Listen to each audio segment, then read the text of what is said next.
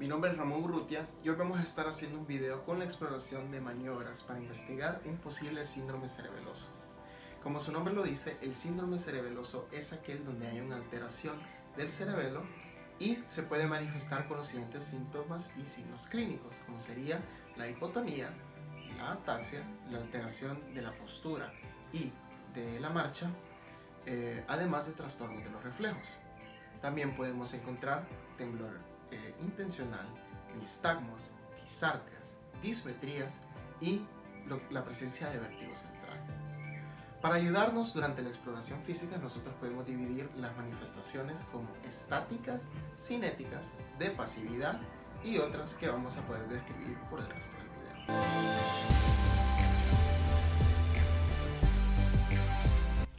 Comenzando con la investigación de los trastornos estáticos, nosotros podemos poner en evidencia mucho con el paciente de pie. Primero que todo, vamos a investigar la postura del paciente. El paciente con un síndrome cerebeloso va a tener la presencia de astasias, puede tener presencia de desviaciones, que sería de la postura, puede tener también temblor de actitud, hipotonía de una parte de su cuerpo. Todo esto dependiendo de dónde esté afectado el cerebelo. Entonces, comenzando con la astasia, nosotros vamos a ver un paciente que está de pie y que puede tener lo que sería un problema para mantenerse con su postura normal. Si pueden ver, el paciente también puede presentar desviaciones hacia adelante, hacia atrás, hacia los lados. Todo esto nos pone en manifiesto lo que sería el tipo de daño que está teniendo el cerebelo. Al tener lateropulsión, nosotros podemos pensar en una alteración de lo que serían los hemisferios homolaterales. Luego de tener al paciente de pie, también podemos aprovechar para investigar lo que sería el temblor intencional. Entonces se le pide al paciente que haga las manos hacia adelante y al tener esto, nosotros podemos ver que el paciente empieza a tener temblores en los miembros distales. Entonces esto nos pone en evidencia que tenemos trastornos estáticos de postura y de movimiento.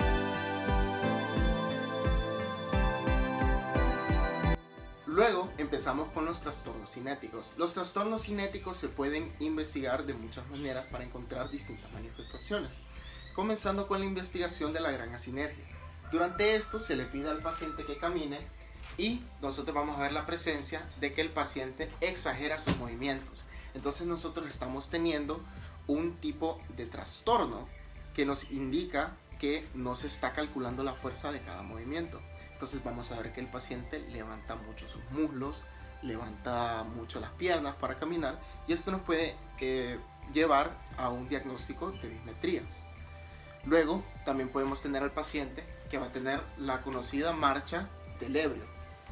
Para la marcha del ebrio, el paciente abre sus piernas para mantener su equilibrio e intenta caminar. El paciente no va a tener problema para caminar de esta posición, pero se pone en manifiesto una alteración cuando se le pide al paciente que camine en tándem, con un pie delante del otro. Al tener esto, el paciente se puede desequilibrar. Entonces es muy importante que al hacer esta maniobra nosotros estemos apoyando al paciente para prevenir alguna caída. Además de esto, también se tiene que descartar algún tipo de bradicinesia. Entonces se le pide al paciente que camine en tándem, si es posible que dé la vuelta y ver qué tanto descompone sus movimientos.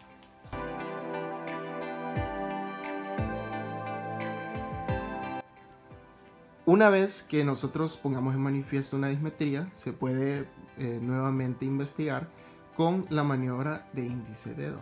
En esta le pedimos al paciente que se ponga una mano en su nariz y toque nuestro dedo.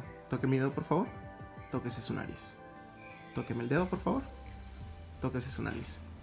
También se puede hacer el uso del movimiento del dedo. Tóqueme el dedo, por favor. Tóquese su nariz. Tóqueme el dedo, por favor. Toque su nariz. Cuando tenemos un trastorno de dismetría, nosotros podemos tener hipermetría o hipometría. En la hipometría, nosotros vamos a ver que el paciente no llega a alcanzar nuestro dedo con su primer movimiento y tiene que hacer movimientos para lo que sería corregirse. Entonces tóqueme el dedo, por favor. Tóquese su nariz. Tóqueme el dedo, por favor. toque su nariz. Eso sería hipermetría, que es cuando el paciente se pasa de su estímulo y llega a sobrepasar lo que sería la línea del dedo. Entonces, tóqueme el dedo, toque su nariz. Tóqueme el dedo, toque su nariz. Para evaluar la dismetría, también se hace el uso de la maniobra de Stewart-Holmes, que durante esta se le pide al paciente que, mientras nosotros le ofrecemos posición, intente tocar su hombro.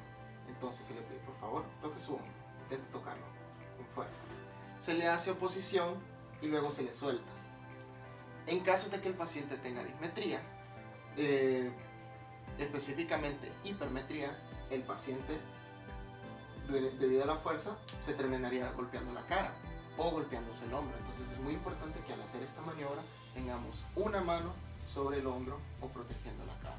Entonces, se hace el uso también de la prueba de la raya horizontal de Babinski. Esta consta de 2 rayas verticales y se le pide al paciente que haga una raya de una línea hacia la otra. En un paciente con dismetría, en este caso hipermetría, este se pasará de la raya vertical. Otro tipo de prueba es la prueba de la espiral, que esta se le hace donde el paciente dibujaría una línea en espiral alterada. Otra maniobra para investigar lo que sería la dismetría sería la prueba de talón-rodilla. Entonces es aquí donde se le pide al paciente que ponga su pie por encima de su talón y lo suba hacia la rodilla. Lo importante a destacar aquí es que cuando el paciente está subiendo su talón hacia su rodilla, el paciente no levanta su talón para llegar a la rodilla, que podría indicar una braditeloquinesia, o que no se sobrepasa el talón y se golpea el muslo, que esto nos podría evidenciar una hipermetría. Baje, suba. Baje, suba. Durante la exploración de cerebelo, también nosotros podemos hacer uso de las maniobras para evaluar la diadococinesia. En un paciente con un trastorno cerebeloso, nosotros vamos a ver la presencia de diadococinesia. Esta es pues lo que sería la función que nos permite hacer movimientos con músculos que se oponen. Entonces se le puede pedir al paciente que haga un movimiento como que está poniendo un foco.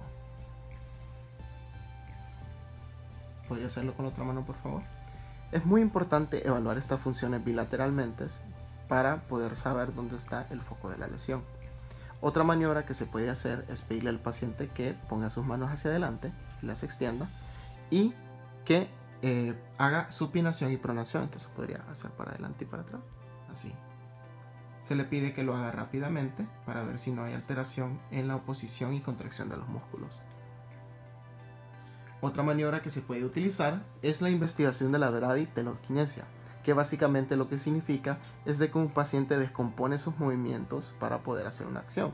Entonces, un ejemplo que se puede utilizar es cuando se le hace la investigación de dedo índice, que se le pide al paciente puede tocarse la nariz.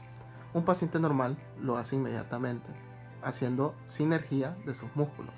Ahora, un paciente que tiene braditeloquinesia primero hace un movimiento y después hace otro. Entonces, por ejemplo, el paciente mueve primero hacia arriba y después hace la flexión del brazo para tocarse la nariz.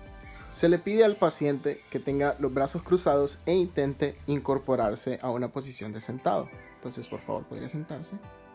Es en este momento donde se pone en evidencia que el paciente no puede levantar el tronco sin levantar los miembros inferiores por debajo de la pelvis. Otra maniobra que se hace, por favor podría acostarse, es pedirle al paciente que con su talón llegue a su región glútea. Entonces el paciente va a intentar levantarse y tocar su parte glútea con el talón. Normalmente un paciente con dismetría pues haría un esfuerzo mayor y terminaría golpeándose el muslo al querer hacer esta acción. Entonces quedaría en evidencia que el paciente tiene una franca dismetría.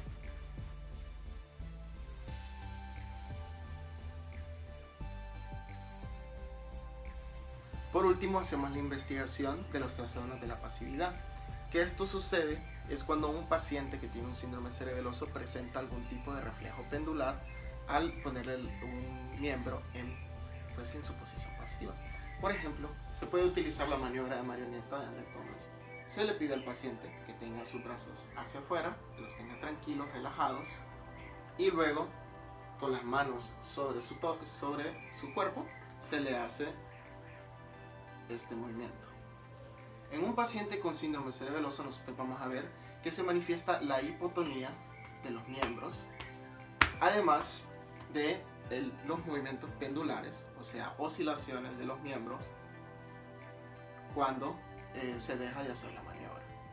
También este se pone en manifiesto cuando el paciente se le quiere hacer la investigación de los reflejos tricipitales. Se le levanta el miembro al paciente y el paciente empieza con reflejos pendulares de su mano. Entonces esto nos pone en evidencia que tenemos trastornos de lo que sería pasividad.